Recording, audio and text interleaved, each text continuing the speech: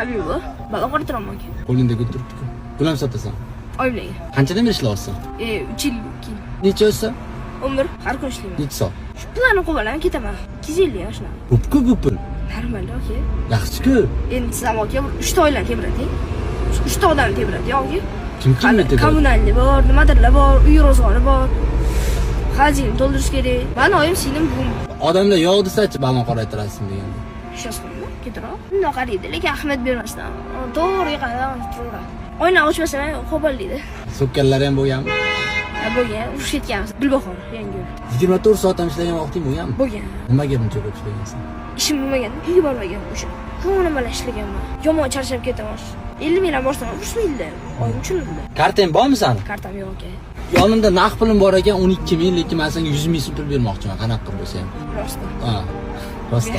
Behazil. Rosta. Rosta. Ishladi. Ishladi. Da. Jan men senga.